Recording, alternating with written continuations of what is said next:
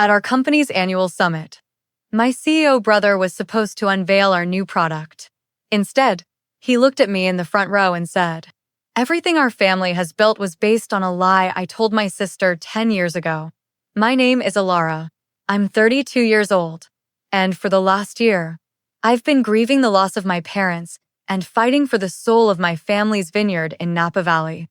It all came to a head at the annual Vintners Association meeting. My brother, Liam, stood at the podium beside a slick resort developer, presenting a glossy vision for the future of Starlight Ridge Vineyard, a future with a golf course and luxury condos instead of our 100-year-old Zinfandel vines. He finished his speech, and before the applause could begin, I stood up from my seat in the back. "That's a fascinating presentation, Liam," I said, my voice carrying clearly through the silent, stunned room. "But it seems you overlooked a key document while you were planning the destruction of our family's legacy. Perhaps you should have read the final trust our father secretly established before he passed away." I let that hang in the air for a moment as all eyes turned to me. "It has a rather unique clause," I continued, "one that states the land immediately forfeits its deed and is transferred to a nature conservancy if it ever ceases to be a working vineyard. Dad made sure this land would only ever have value in the hands of a real winemaker, not a real estate salesman. This isn't just a business dispute. It's one of those deeply rooted family revenge stories that smells of rich soil and bitter betrayal." To understand the look of sheer, panicked horror that washed over my brother's face, you need to understand the kindness that he so fatally mistook for weakness. If you've ever felt like the sole guardian of a family dream, the one person trying to keep a precious legacy alive, just type the state or country you're watching from. I want to know where my fellow caretakers are tonight. It all started with an act of love, born from a tragedy that shattered our world a year ago. My parents, the heart and soul of Starlight Ridge Vineyard, were killed in a horrific car accident on a winding Napa road. They left behind a legacy written in grapevines and rich, fertile soil. In their will, they left the vineyard itself, the land, the winery, the business to me. I was the one with dirt under my nails since I could walk, the one who could read a coming harvest in the shifting morning fog. They knew I loved the land, not just the label on the bottle. My older brother, Liam, the charismatic business guy, inherited a substantial cash sum, over $1 million, enough to start any venture he wanted. And he did. He poured it into a series of high-risk tech startups and flashy investments that all imploded within 6 months. By the time the first anniversary of our parents' death approached, he was broke, with a wife, Sloane, and 2 kids to support, facing eviction from their San Francisco apartment. He came to me, hat in hand, full of shame and promises. He said he just needed a place to stay, a chance to get back on his feet. He offered to help manage the business side of the vineyard while he figured things out. Despite my reservations about his financial judgment, he was still my brother. This was still his family home. So I said yes. I moved into the smaller foreman's cottage on the property and let him, Sloane, and their children have the main house. I thought I was giving him a temporary haven. I didn't realize I was inviting a fox into the henhouse. I feel like in every family business, there are these 2 roles, the one who loves the craft and the one who loves the deal. Type craftsman if you're the one who loves the work itself, or type salesman if you're the one who loves the art of the sale. I'm curious what this community is built of. For the first month, it almost felt normal, like we were a family again, trying to heal in the home our parents had built. But soon, the lines between guest and heir began to blur in my brother's mind. His promise to handle the business side of the vineyard turned out to be a series of long, expensive lunches in Sausalito and vague conversations about rebranding for a global market. He wasn't building our business. He was using our family's prestigious name as his own personal calling card. Then came the parties, extravagant, catered events that he and Sloane would host at the main house on weekends without consulting me. They'd invite dozens of slick, suit-wearing strangers from San Francisco, serving them our most expensive reserve, Cabernet, wines that my father had lovingly aged for decades and intended for special occasions. When I confronted Liam, he just laughed it off. Relax. Elada. It's called networking. These are important people. We have to show them the best. Worse was what Sloane was doing to the house itself. She started updating it, replacing our mother's warm, rustic furniture with cold, white, minimalist pieces that looked like they belonged in a sterile art gallery. She packed away my parents' treasured books and family photographs, erasing their presence room by room. It felt like a slow, deliberate colonization of our shared memories. The final straw, before the real bombshell, was when Liam came to me with a formal business proposal. He wanted to switch to a cheaper, automated harvesting machine that would increase short-term yield, but damage our irreplaceable 100-year-old vines, the very heart of our vineyard. It's about profit, Elada, not sentiment, he argued, his tone condescending. That's Dad's old way of thinking. That's when I knew.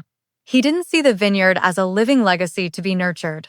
To him, it was just an asset.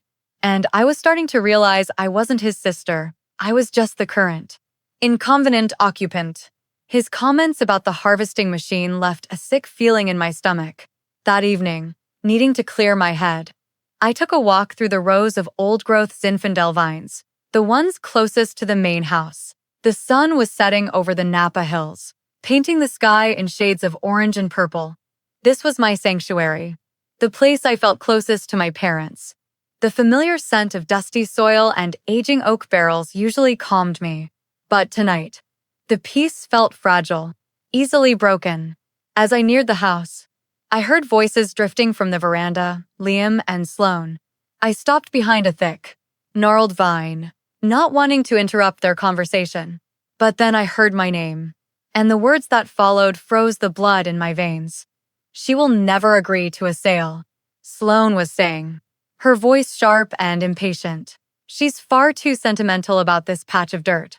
She won't have a choice, Liam replied, his voice low and confident, a tone I had never heard him use before. The lawyer confirmed it. The original deed from our great-grandfather has a flaw in the demarcation survey. It's a legal loophole. We can argue her sentimental management is devaluing the asset, petition the court to have her declared incompetent, and force a partition sale. The resort developer is ready to go. We'll be out of here with $10 million inside of a year. And what if she fights it? Sloane asked. How? Liam snorted with derision. With what money? And who will the board believe? The sensitive, artistic winemaker, or the savvy businessman trying to salvage the family fortune? It's the perfect story. I stood there, hidden by the leaves, my hands pressed against my mouth to stifle a gasp. It wasn't just about a disagreement. This was a calculated, predatory plot. They were planning to use a century-old mistake to paint me as a failure, steal my inheritance, and pave over my parents' entire legacy. There's a special kind of horror in discovering a betrayal in the one place you feel safest. If you've ever had your world shattered by words that were never meant for you to hear, hit that like button. Let me know I'm not alone in that feeling. I stumbled back to my small cottage that night, their words echoing in my head. A toxic, looping soundtrack of betrayal. Was it possible? Could my own brother be that cruel, that calculating? The next morning, I decided to test the waters. Pretending I knew nothing, I approached Liam in the winery as he was looking over inventory sheets, and I casually asked him about some old property deeds I'd found, mentioning the survey lines. The way his eyes darted away, the way he laughed it off a little too quickly, confirmed everything. Just dusty old paperwork. Elada, nothing to worry your pretty little head about, he said, patting my shoulder with a condescending familiarity that made my skin crawl. And that's when the gaslighting began. It was subtle at first, then became insidious. He started holding meetings with our longtime vineyard manager, Miguel, a man who had taught me how to prune vines when I was a teenager without me. Later, Miguel would come to me, looking confused. Mr. Liam said you were feeling overwhelmed since the passing of your parents, and that you wanted him to take over the harvest logistics. Is that right, Miss Elora? Sloane would express her concern to our neighbors and local suppliers. Poor Elora. I overheard her saying to the woman from the next vineyard over. She's just not herself these days. So forgetful. Su emocional. We're very worried. They were building their narrative, brick by brick, painting me as unstable, incompetent, and overwrought with grief. They were systematically trying to isolate me, to make the people who had known me my whole life doubt my sanity. It was a terrifyingly effective strategy. For a few weeks, in my weakest moments, I started to question myself. Was I being too sensitive? Was I misremembering conversations? They were trying to make me the crazy one, to make their eventual legal attack seem like a sad but necessary intervention. It was the loneliest, most psychologically disorienting time of my life. Just when I was starting to believe their poisonous narrative, to think that maybe I was the problem, I found myself drawn to the one place in the main house I had been avoiding, my father's study. It was exactly as he had left it, smelling of old books and his faint, familiar scent of pipe tobacco. I wasn't looking for anything in particular. I just needed to feel close to him, to the wise, steady man who had taught me everything about the land. While running my hand over his dusty, roll-top desk, my fingers brushed against a small, loose piece of wood in the back of a drawer. It was a false bottom. My heart hammered against my ribs as I pried it open. Inside, there was a single, old-fashioned brass key and a note in his familiar, steady handwriting. For my winemaker, when you need it most. The key was for a safe deposit box at a small, independent bank in St. Helena. One I didn't even know he had an account with. The next morning, my hands were shaking so badly, I could barely sign my name on the bank's access slip. The box was heavy. Inside, beneath his military service medals and my mother's wedding ring, was a thick legal document and a sealed letter addressed to me. The document was an ironclad, irrevocable trust, dated just 6 months before the accident. The letter explained everything. My father had discovered the flaw in the original deed years ago. He knew Liam's reckless nature and foresaw the possibility that he might one day try to exploit it. So, he had secretly worked with a trust attorney to create this legal fortress, one that superseded the will. It legally bound the property to remain a vineyard in perpetuity, only transferable to a descendant actively working the land. He had seen the storm coming, and from beyond the grave, he had just handed me a shield. Tears streamed down my face as I read his final words. A legacy isn't what you sell, Elada. It's what you build. I trust you to keep building. Armed with my father's final gift, I was no longer the scared, confused girl they were trying to create. I was the true heir of Starlight Ridge, and I was done playing defense. That evening, I called my brother. Liam, I said, my voice devoid of the wavering uncertainty he was used to. We need to talk. I've reviewed the situation, and I'm ready to discuss the terms of the sale. The audible relief in his voice was palpable. He immediately agreed to a finalizing meeting at the main house the next morning, and I knew he'd bring Sloan and probably the developer's lawyer to witness what he thought would be my official surrender. They arrived looking smug and triumphant. Liam sat at the head of my father's old oak dining table, a spot he had clearly coveted his whole life. I'm glad you're finally seeing reason. Elada, he began, sliding a purchase offer from the resort developer across the table. This is the best deal for everyone. Generous. Really. I didn't even glance at it. Instead, I reached into my own leather-bound folder and placed the irrevocable trust on the table with a quiet, solid thud. This is the only deal we'll be discussing today, I said. Their lawyer picked it up, his eyes scanning the first page. I watched as his professional composure dissolved into disbelief. He paled, reading key phrases aloud in a stunned whisper. Irrevocable trust. Supersedes all prior wills. Property must remain a working vineyard in perpetuity. Liam snatched the document from him. I watched the confident smirk on his face curdle into a mask of pure, unadulterated horror as he read the clause my father had created specifically to protect me. His entire scheme, his brilliant legal loophole, had been disarmed by our father years ago. He hadn't just been outmaneuvered by me, he'd been checkmated by a ghost. It takes every ounce of courage to stand up to the people who are supposed to love you. If you've ever had to be the one to draw a line in the sand and fight for what's right, this space is for you. Subscribe and join a community that understands that true strength isn't loud. It's unbreakable. My brother's shocked silence was a victory. But the war for Starlight Ridge wasn't over. It just changed enemies. The developer, a ruthless corporate raider who wasn't used to losing, decided to cut out the middleman. The following week, my face was on the cover of the Napa Valley Register.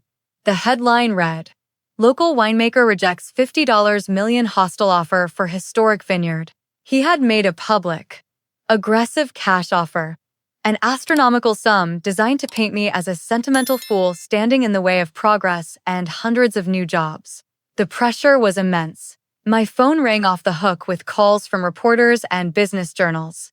Locals would stop me at the grocery store in St. Helena, asking if I was really the one turning down that kind of life-changing money.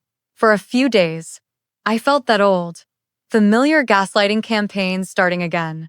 But on a much larger scale, my brother had tried to brand me as incompetent, and now a billionaire was trying to brand me as a stubborn obstacle. But then, something incredible happened. An email arrived from Maria, the matriarch of the small, family-run vineyard next door. "We're with you, Elada." It read, "What you're doing is for all of us. Let us know what you need." Then another came from the old Italian family who ran the winery down the road. Then another, and another. They saw this fight for what it was, a battle for the soul of Napa. They knew that if Starlight Ridge fell to developers, their own legacy vineyards could be next. That weekend, they organized a Save Starlight Ridge event at the local farmers market. Hundreds of people from the community showed up, signing a petition and buying cases of my wine to show their support. Standing there, surrounded by fellow winemakers who valued legacy over profit, I realized I had found a new family, one forged in shared values and mutual respect. I had never felt less alone. The community's support gave me the final surge of strength to do what I had to do next. There could be no healing, for the vineyard or for me, as long as the source of the rot remained on the land. With the backing of my father's trust, I had my lawyer send Liam and Sloan a formal 30-day notice to vacate the main house. There were no more arguments, no more desperate schemes, just a quiet, bitter acceptance on their end. I stayed away on the day they moved out, not wanting to witness the sad spectacle of my niece and nephew carrying their toys to a U-Haul truck, their faces full of a confusion that wasn't their fault. My victory felt complicated, tinged with the sorrow of a family fracturing for good. The day after they left, my vineyard manager, Miguel, and I walked the property to assess the state of things. The house itself was messy but not intentionally vandalized. The real betrayal, the final twist of the knife, was waiting for me outside. We walked to the far western slope of the property, to the block of 100-year-old Zinfandel vines that my great-grandfather had planted, the very vines Liam had wanted to rip out. I gasped, a hand flying to my mouth. The vines were withered and yellow, choked with overgrown weeds, the delicate irrigation lines deliberately clogged with sediment. Liam hadn't just neglected them in his final weeks, he had actively abandoned them. A final, petty act of spite aimed right at my heart. "We can save them, Miselada," Miguel said, his voice grim, "but it will take years to bring them back to full health. We've lost this year's harvest from these old ones." He couldn't take the land, so he tried to poison its soul. Standing there, looking at the dying vines, the victory of the past few weeks felt painfully hollow. There's a unique sorrow when a family fight ends, isn't there? Even when you win, you've still lost something precious. The world may never know what you've been through, but we do. Subscribe if you understand that sometimes, even a necessary victory leaves a permanent scar. For a week after their departure, I was consumed by a quiet, simmering rage. I walked the rows of dying old-growth vines every morning. The sight of my brother's petty spite, a fresh wound. But as I looked at the struggling plants, I realized that more poison wouldn't heal them. The vineyard didn't need more anger. It needed patient, careful cultivation. And so did I. My thoughts kept returning to my niece and nephew. children caught in the crossfire of their parents' greed and desperation. They were still my family. Still, the grandchildren of the people who had poured their lives into this very soil. They deserved a connection to this land, a better legacy than the one their father had tried to create through destruction. That's when I made a decision. I met with my financial advisor and my lawyer, the same ones who helped me secure the vineyard. We worked to create something new. From the profits of the next successful harvest, I would establish the Starlight Ridge Educational Trust. It was a college fund set up for my niece and nephew. But it came with one specific condition, a clause my father would have appreciated. The funds could only be used to pursue a degree in agriculture, viticulture, or environmental science. It wasn't a handout. It was an invitation, a chance for the next generation of my family to learn the value of the land their father had tried to sell, to understand the legacy he had so readily discarded. I made sure the trust was established anonymously. I didn't want their gratitude or for Liam to even know where it came from. This wasn't about him or about forgiveness. It was about planting a new seed of hope for the future. A quiet act of grace in a field that had been salted by betrayal. A year passed. A year of hard work. Of long days spent under the Napa sun. Of nursing the old Zinfandel vines back to a fragile state of health. The vineyard was slowly healing, and so was I. I rarely thought about my brother, until one crisp autumn afternoon, when I received a text from a number I almost didn't recognize. It was Liam. It wasn't a request for money or a demand for forgiveness. All it said was, "I heard the harvest this year was better than expected. Congratulations. I'm working a sales route near the valley next week. I was wondering if I could just see the place. Just for a minute." Curiosity, more than any lingering sense of familial obligation, made me agree. He arrived the next Tuesday. Not in a flashy car like he used to drive, but in a modest company sedan. He looked different, thinner, with new lines around his eyes that spoke of difficult months. We walked in silence to the western slope, to the rows of vines he had almost destroyed. They were green again, new leaves sprouting from the gnarled, ancient wood, a testament to a year of dedicated labor. He stared at them for a long time, his hands in his pockets. "I'm sorry, Elada," he said, his voice quiet, stripped of all its usual bravado. "For this. For everything. There's no excuse. I was drowning in debt and my own stupid pride. And I was jealous. You had a gift for this. A connection to the land that Dad always saw. And I resented it. I tried to turn it into the only thing I understood, which was money. And I almost destroyed it all." I listened, not offering absolution, but not offering anger either. "Thank you for saying that," was all I said. It wasn't a tearful reunion. We didn't hug. But as he left that day, a silent understanding passed between us. The old relationship, built on rivalry and resentment, was gone forever. But perhaps, in time, a new, more honest one could slowly grow in its place. Like the new leaves on those resilient old vines. Liam's apology was the quiet closing of a painful chapter. But my real story, the one I was writing for myself on my own terms, was just beginning. It took 3 more years of patient, dedicated work. But the old Zinfandel vines finally produced a full, beautiful harvest again. The grapes were small, concentrated, and full of a complex character that only comes from survival. I decided to create a special, limited vintage from those grapes alone. I called it the Father's Trust. Last spring, it received the highest rating I've ever gotten from the wine critics, selling out in a single day. And that's when I finally understood. This whole brutal, heartbreaking ordeal wasn't just another one of those tragic family revenge stories. It was a lesson. My father's real inheritance wasn't the deed in the safe deposit box. His true legacy was the knowledge he passed down to me. That you can't buy character. You have to cultivate it. That legacy isn't about what you own, but about what you nurture with your own 2 hands. My brother thought the land was his birthright to sell, but the land has its own will.